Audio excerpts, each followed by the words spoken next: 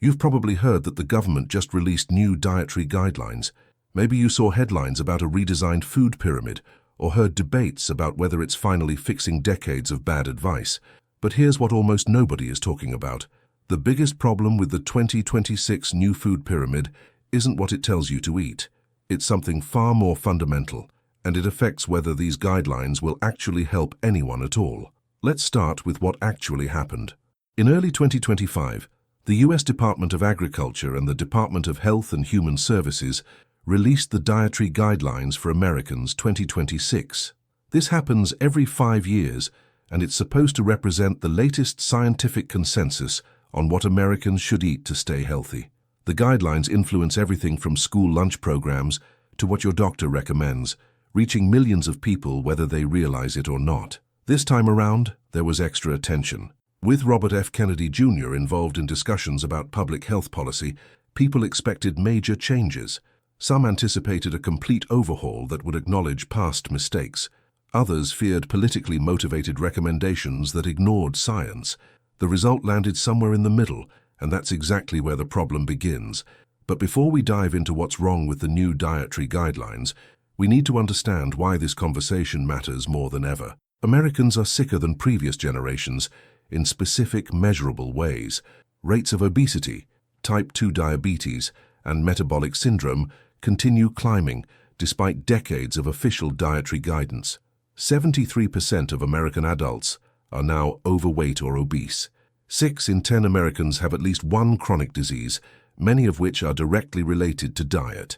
Meanwhile, confusion about nutrition has never been higher. Walk into any bookstore and you'll find dozens of contradictory diet books, each claiming to have cracked the code. Browse social media and you'll see endless debates between keto advocates, vegan influencers, carnivore dieters, and everything in between. Everyone claims science supports their position, and to a casual observer, it genuinely seems like experts can't agree on anything. This is the environment into which the new food pyramid arrives. It's supposed to cut through the noise and provide clear, evidence-based guidance that works for most people. The question is whether it actually does that. Let's look at what the Dietary Guidelines for Americans 2026 actually recommend. The core message hasn't changed dramatically from previous versions. The guidelines still emphasize whole grains, fruits, vegetables, lean proteins, and limiting added sugars and saturated fat. The new food pyramid maintains the basic structure you might remember from school, though with updated proportions and some refined categories. On the surface, these seem like reasonable recommendations. Nobody is going to argue that eating more vegetables is bad advice. The guidelines correctly identify ultra-processed foods as a major problem and recommend limiting them. They acknowledge that most Americans consume too much added sugar and not enough fiber. They emphasize the importance of overall dietary patterns rather than obsessing over individual nutrients. In many ways, the new dietary guidelines represent incremental progress. They're less dogmatic about fat than previous versions, acknowledging that not all fats are created equal. They give more attention to food quality rather than just counting calories. They recognize that healthy eating patterns can look different for different people, offering more flexibility than the rigid prescriptions of the past. So what's the problem? If the Dietary Guidelines for Americans 2026 are moving in the right direction, even if slowly, shouldn't we view that as positive? Here's where we need to be honest about what's actually happening. The biggest problem with the 2026 new food pyramid isn't any specific recommendation it makes. The problem is that it tries to give universal advice to a population that's increasingly divided into different metabolic realities. Think about it this way. Imagine you're a doctor treating 2 patients. The first is a 25-year-old who runs marathons, has never been overweight, and can eat pizza without any noticeable impact on their health or energy. The second is a 50-year-old with prediabetes, high triglycerides, and 30 extra pounds they've struggled to lose for years, despite trying multiple diets. Should these 2 people follow the same dietary guidelines? Common sense says no. Yet that's essentially what the new food pyramid attempts to do. It provides one set of recommendations meant to work for everyone from healthy teenagers to people with severe metabolic dysfunction. This isn't just a theoretical problem. It has real consequences for how effective these guidelines can be. Research increasingly shows that people respond very differently to the same foods based on their metabolic health, genetics, gut microbiome, and other individual factors. A meal that barely affects one person's blood sugar might cause a significant spike in another person. Foods that satisfy one person's appetite might leave another person hungry an hour later. The new dietary guidelines acknowledge this to some extent. They include language about individual variation and personalizing recommendations, but the fundamental structure still assumes that one basic template can work for everyone with minor adjustments. That assumption is becoming harder to defend. Let's get specific about what this looks like in practice. The Dietary Guidelines for Americans 2026 continue to recommend that whole grains make up a substantial portion of daily food intake. For someone who's metabolically healthy, this might be perfectly fine. Whole grains provide fiber, vitamins, and sustained energy. They're certainly better than refined grains. But for someone with insulin resistance or pre-diabetes, the picture changes. Even whole grains can cause blood sugar spikes that worsen their metabolic condition over time. For these individuals, recommendations to prioritize whole grains might actually work against their health goals. They might do better with lower overall carbohydrate intake, getting their fiber and nutrients from vegetables instead. The guidelines recognize that people with diabetes need different advice, and they include some specific modifications. But insulin resistance exists on a spectrum. Millions of Americans fall into that gray zone where they're not diabetic yet, but they're not metabolically healthy either. The new food pyramid doesn't really account for them. Here's another example. The dietary guidelines continue to emphasize limiting saturated fat, recommending that it make up less than 10% of daily calories. This recommendation comes from decades of research linking saturated fat to heart disease risk. For many people, especially those eating a high carbohydrate diet, this advice probably makes sense. But research from the past decade has complicated this picture. We now know that saturated fat doesn't affect everyone the same way. For people eating a low-carbohydrate diet, higher saturated fat intake doesn't seem to have the same negative effects on cholesterol markers. Some people's cholesterol improves on high-fat diets, while others see it worsen. The response is individual. The new dietary guidelines can't easily accommodate this complexity. They're designed to give simple, clear recommendations that work for most people most of the time. But when the underlying biology is more variable than we thought, simple recommendations start to fall short. This brings us to a deeper issue. The new food pyramid is built on the assumption that we can determine the optimal human diet through population-level studies. We look at what large groups of people eat, track their health outcomes over time, and identify patterns. This approach has value, but it has significant limitations. Population studies can identify associations, but they struggle with causation. They can tell us that people who eat more vegetables tend to be healthier, but they can't always tell us whether the vegetables caused the better health or whether health-conscious people just tend to eat more vegetables. These studies also average out individual variation, potentially missing important subgroups who respond differently. Randomized controlled trials offer stronger evidence, but they have their own problems. They're expensive and time-consuming, so most only last a few months. They often study specific nutrients in isolation rather than whole dietary patterns, and they still report average results, which might not reflect what happens to any individual person. The scientific process that produces the dietary guidelines for Americans is thorough and well-intentioned. Expert committees review thousands of studies. They weigh evidence carefully. They try to make recommendations that reflect the best available science, but the science itself has limitations that no amount of careful review can overcome. Meanwhile, we're learning more about why people respond differently to the same diets. Genetics play a role. Your gut microbiome, which contains trillions of bacteria that help digest food and produce important metabolites, varies dramatically between individuals and influences how you respond to different foods. Your metabolic history matters too. Someone who's been obese since childhood might need a different approach than someone who gained weight recently. These factors aren't just minor variations around a common theme. They can fundamentally change what dietary approach works best. Yet, the new food pyramid can't account for all of this individual variation. It has to pick one set of recommendations and hope they work reasonably well for most people. Let's think about this through a realistic scenario. Meet Sarah. She's 42 years old, works a desk job, and has slowly gained weight over the past decade. Her doctor told her at her last checkup that her blood sugar is creeping up into the pre-diabetic range. She wants to eat healthier and maybe lose some weight. Sarah looks at the new dietary guidelines. They tell her to eat plenty of whole grains, fruits and vegetables, keep fat intake moderate, especially saturated fat, choose lean proteins, limit added sugars. These seem like sensible recommendations, so she follows them. She switches from white bread to whole grain. She has oatmeal for breakfast instead of eggs. She snacks on fruit instead of nuts. She uses low-fat dressing on her salads and chooses chicken breast over fattier cuts of meat.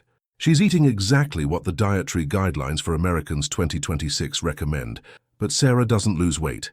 In fact, she feels hungry all the time. Her energy crashes in the afternoon. After a few months, she's frustrated and confused. She's following the official guidelines, so why isn't it working? The answer might be that Sarah's metabolic condition means she needs a different approach. With her elevated blood sugar and developing insulin resistance, she might do better with fewer grains and more fat and protein to help stabilize her blood glucose. But the new food pyramid doesn't tell her this. It gives her general advice that might work great for someone else but doesn't address her specific situation. This isn't Sarah's fault, and it's not really the fault of the dietary guidelines either. It's a mismatch between what the guidelines try to do and what many people actually need. Now, it would be unfair to say the new dietary guidelines get everything wrong. They don't. In many ways, they represent genuine progress from earlier versions. Let's acknowledge what they do well. The Dietary Guidelines for Americans 2026 appropriately emphasize whole foods over processed ones. This is probably the single most important dietary principle for most people. Ultra-processed foods, which make up more than half of the average American's calorie intake, are strongly linked to poor health outcomes, regardless of macronutrient composition. Recommending that people eat more whole foods is solid advice. The guidelines also correctly identify added sugar as a major problem. Americans consume enormous amounts of added sugar, primarily from sweetened beverages and processed foods. This contributes to obesity, diabetes, fatty liver disease, and other health issues. Recommending sharp reductions in added sugar is backed by strong evidence.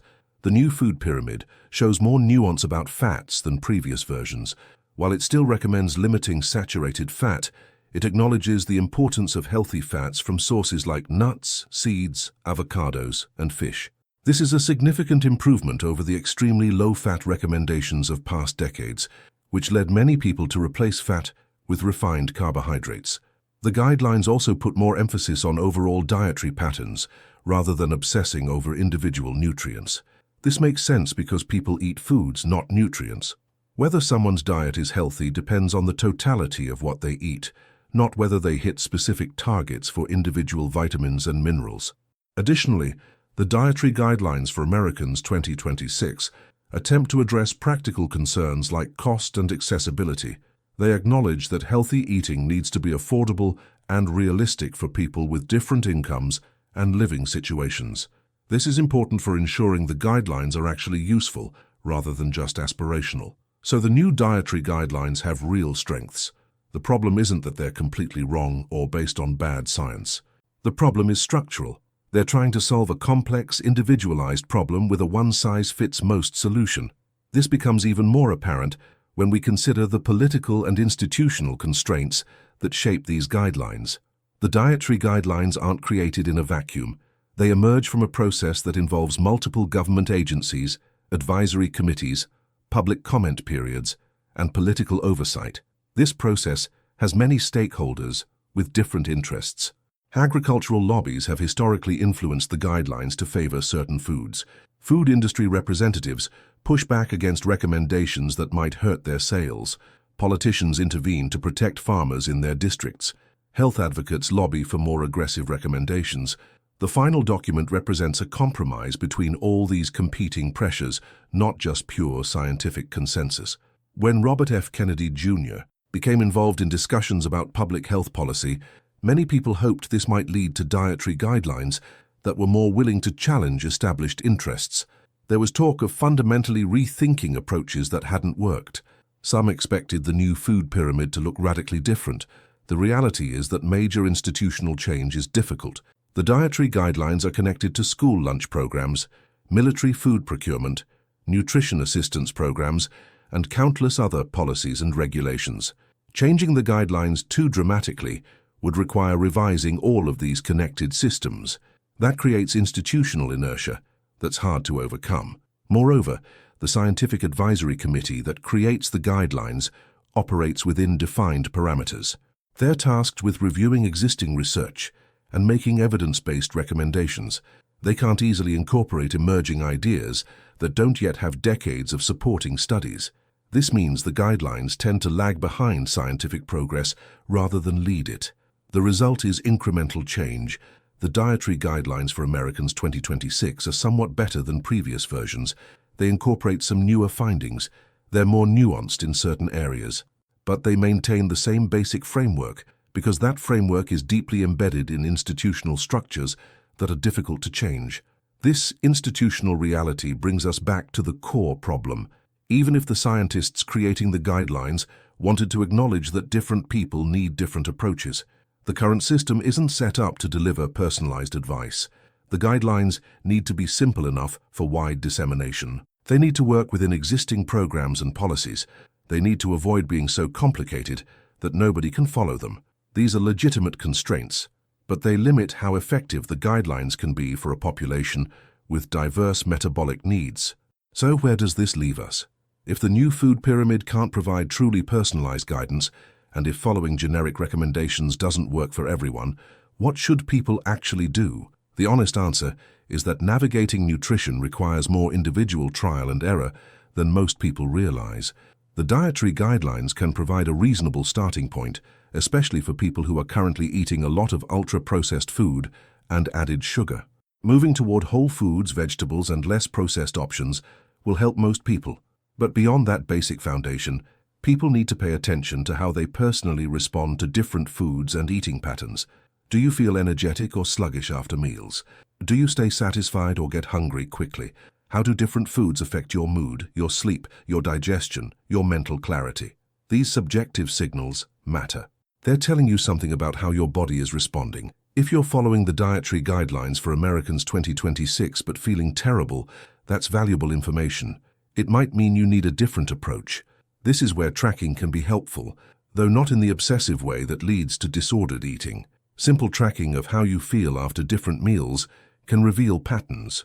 If you notice you always crash after eating oatmeal but feel great after eggs, that tells you something about how your body processes those foods.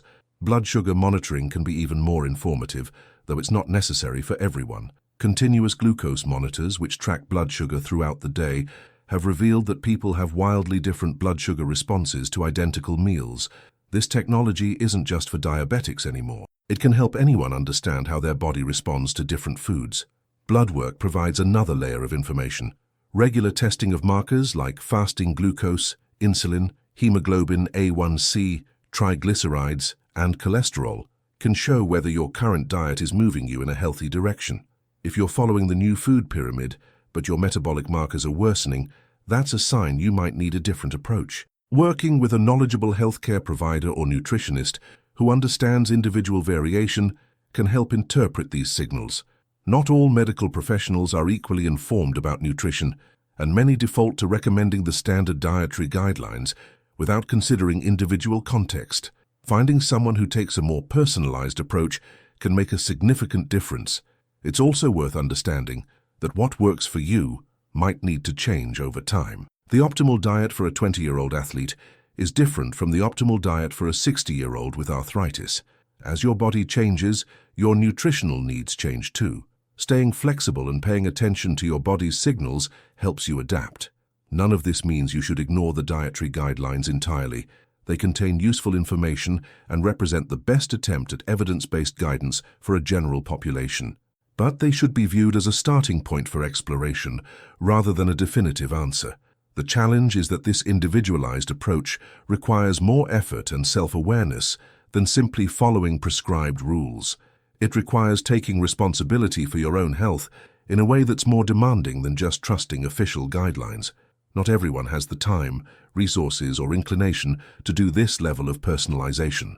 This points to a larger tension in public health nutrition. On one hand, we need simple, clear guidelines that can reach millions of people and provide basic direction. On the other hand, we're learning that optimal nutrition is more individual than we thought. Bridging this gap is genuinely difficult. One potential direction is better nutrition education that teaches principles rather than prescriptions. Instead of telling people exactly what to eat, education could focus on helping people understand how different foods affect their bodies and how to interpret their own signals. This would empower people to make informed decisions rather than just following rules. Another possibility is using technology to provide more personalized guidance at scale. Apps that track food intake, blood sugar, and other biomarkers could potentially offer individualized recommendations based on someone's specific responses. This technology is developing rapidly, though it raises privacy concerns and questions about access and equity. We might also see the dietary guidelines themselves evolve to become more explicitly conditional.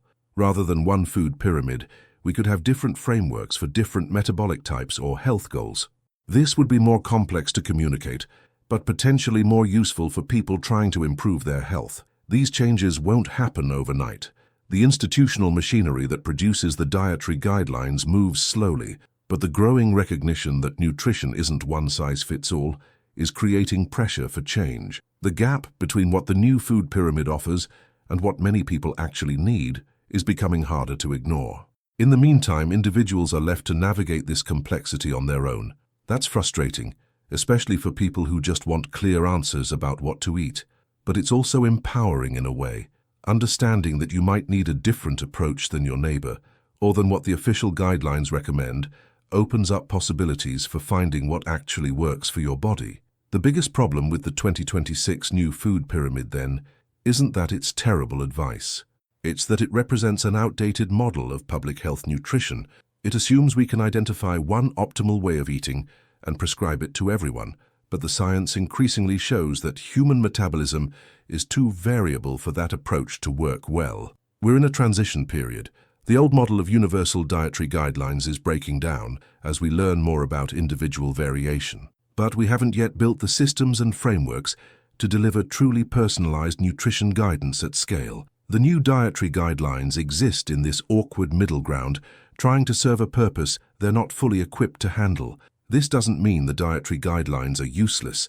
For many people, especially those currently eating very poor diets, following the basic recommendations will lead to improvement. Eating more vegetables, choosing whole foods over processed ones, and limiting added sugar will help most people most of the time. But for others, especially those with metabolic issues or those who've tried following the guidelines without success, the path forward requires going beyond generic advice.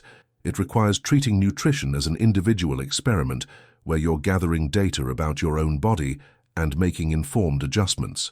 The conversation about the new food pyramid often focuses on whether specific recommendations are right or wrong. Should we eat more or less saturated fat? Are whole grains good for everyone? How much protein do we need? These are important questions, but they miss the larger issue. The real question is whether a single set of guidelines can meaningfully address the nutritional needs of a diverse population with different metabolic realities. The answer increasingly seems to be no. That doesn't mean we abandon the effort to provide guidance. It means we need to evolve our approach to match what we're learning about human biology. The Dietary Guidelines for Americans 2026 represent the best attempt to work within the current system, but the system itself needs to change. Understanding this changes how you might approach your own nutrition decisions. Rather than viewing the new food pyramid as either perfect wisdom or complete nonsense, you can see it for what it is, a reasonable starting point that might not be optimized for your individual needs. You can take the useful parts, test how they work for you, and adjust based on your results. This is a more demanding approach than simply following rules, but it's also more likely to lead to lasting improvements in your health. Because at the end of the day, the only diet that works is one that works for you specifically, not for a statistical average of the American population. The question isn't whether the new dietary guidelines are perfect. They're not, and they can't be given what they're trying to accomplish. The question is how we move toward a future where nutrition guidance is both evidence-based and genuinely personalized. That's the challenge facing public health nutrition in the coming years. And that's the real conversation we should be having about the 2026 new food pyramid. Not whether specific recommendations are right or wrong, but whether the entire framework of universal dietary guidelines still makes sense in light of what we now know about individual metabolic variation. Until we address that fundamental question, we'll keep getting incrementally better guidelines that still fall short for millions of people who don't fit the average profile they're designed for.